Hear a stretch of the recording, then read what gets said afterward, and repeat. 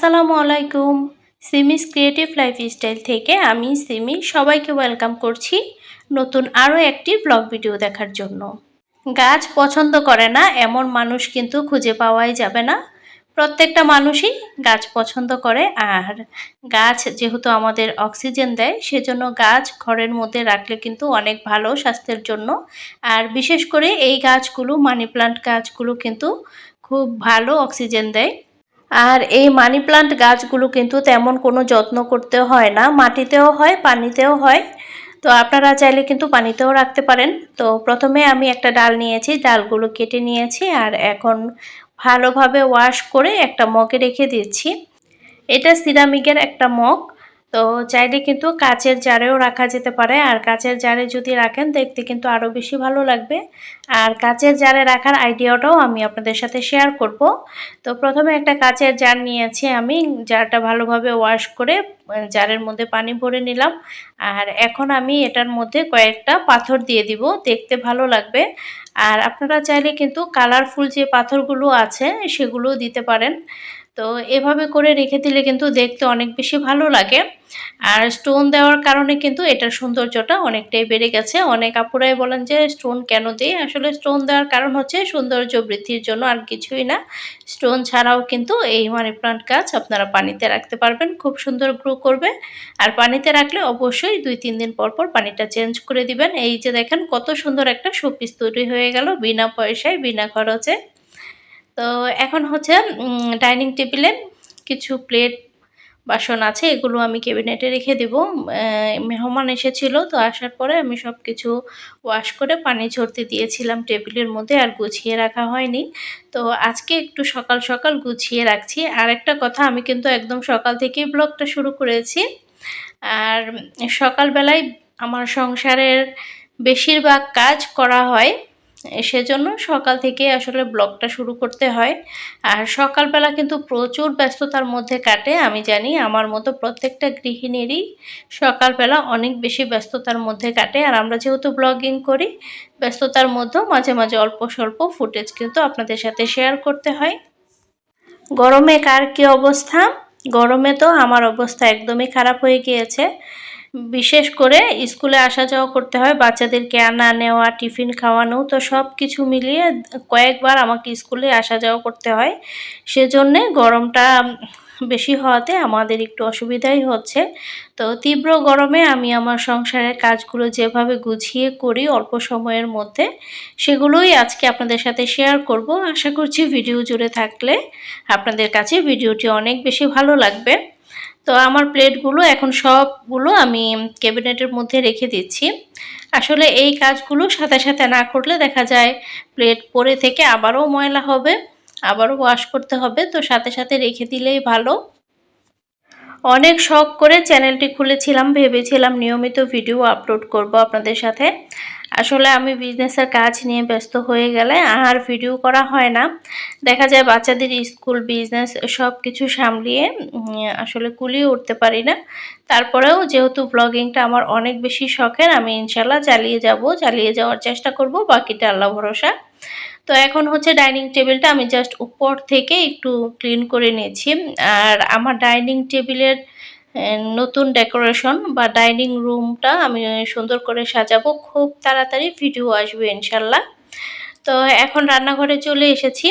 এর মধ্যে কিন্তু মেয়েকে স্কুলে পাঠিয়ে দিয়েছে অলরেডি। তো এখন হচ্ছে আমি রান্না বান্না শুরু করে দিব। তো আজকে একদম অল্প কিছুই রান্না করব। আজকে ভুনা খিচুড়ি রান্না করব। আর গরুর মাংস রান্না করা ছিল গতদিন, সেটা ফ্রিজে রেখে দিয়েছিলাম, সেটা গরম করব। আসলে প্রচুর পরিমাণে গরম পড়েছে, আর বাহিরে দেখলাম যে কি পরিমাণ রোদ, রোদের জন্য বাহিরে তাকানো পর্যন্ত যাচ্ছে না, এত পরিমাণ রোদ উঠেছে। তো আর আমার এই রান্নাঘরের জানলা দিয়ে কিন্তু রোদ আসে, এটা পূর্ব পাশের জানালা, সেজন্য রোদ সকালবেলা কিন্তু অনেক রোদ আসে। তো রান্নাঘরে কিন্তু অনেক বেশি গরম লাগে। তো যত তাড়াতাড়ি সম্ভব রান্নাঘর থেকে বের হয়ে যাব, এমন একটা আমার অবস্থা। তো ঝটপট আমি রান্নাগুলো সেরে নেব। তো ভুনা খিচুড়িটা আমি রান্না করে নিচ্ছি। এটা হচ্ছে লাঞ্চে দিয়ে দিব হাজব্যান্ডকে, আর আমরাও দুপুরে খাবো। আর সকালের জন্য রুটি বানাবো। ভুনা খিচুড়িটা কিন্তু আমি রাইস কুকারেই রান্না করছি। এছাড়া রাইস কুকারে আমি পোলাও, বিরিয়ানি সব কিছুই রান্না করি। মাশাআল্লাহ অনেক বেশি ঝরঝরে হয়। তো আপনারা অনেকেই বলেন যে রাইস কুকারে কিভাবে বিরিয়ানি রান্না করা হয় বা ঝরঝরে কিভাবে হয়। আসলে পানির মাপটা যদি ঠিক থাকে তাহলে কিন্তু রাইস কুকারেও ঝরঝরে করে আপনারা পোলাও, বিরিয়ানি সব কিছুই রান্না করতে পারবেন।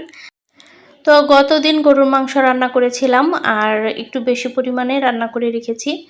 আর কয়েকদিন তো অনেক বেশি গরম পড়েছে। একটু বেশি পরিমাণে রান্না করে রাখলে দেখা যায় প্রয়োজনে বা অনেক সময় রান্না করতে ইচ্ছা করে না। ওই সময় বের করে খাওয়া যায়।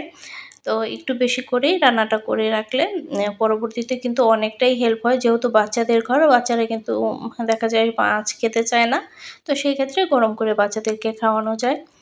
আর আজকে একদম ঝটপট আমি রান্না করে ফেলেছি দুপুরের খাবার। আসলে কিছুই করার নাই। অনেক বেশি গরম বাহিরে আর লাঞ্চও দিয়ে দিতে হবে। সেই সাথে সকালের নাস্তা বানাতে হবে।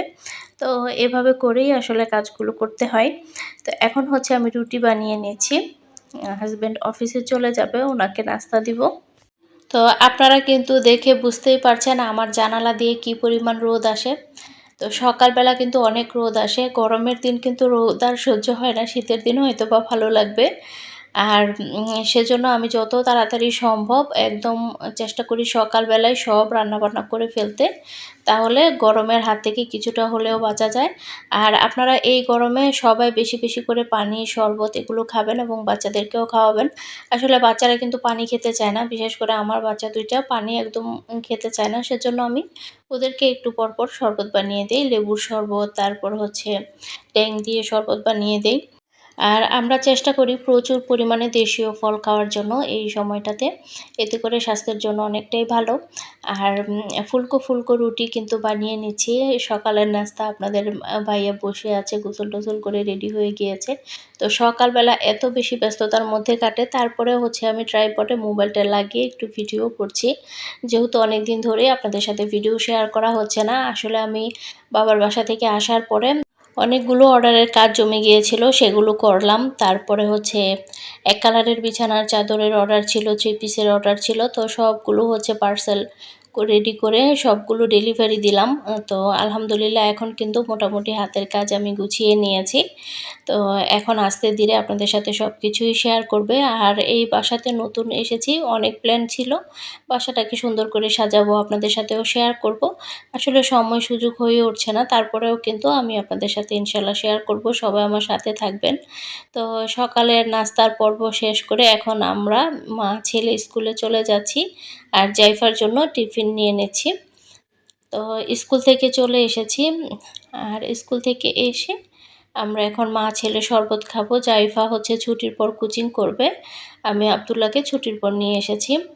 তো স্কুলে একবার দিয়ে তারপর বাসায় এসে কিন্তু আমি ঘর গুছিয়ে, ঘর ঝাড়ু দিয়ে পরিষ্কার করে আবার গিয়ে নিয়ে আসি বাচ্চাদের। স্কুলে অনেকক্ষণ বসে থাকলে দেখা যায় সময়টা নষ্ট হয়। সেজন্য বাসায় এসে টুকিটাকি কাজ করলেও একটু আগাই। তো যাই হোক, এখন মা ছেলে নাস্তা করব। তারপরে হচ্ছে আজান দিলে তারপর আমরা গোসল করতে যাই। আমি কিভাবে গরমের দিন সবকিছু গুছিয়ে করি আজকের ভিডিওতে শেয়ার করেছি। আশা করছি আপনাদের ভালো লেগেছে।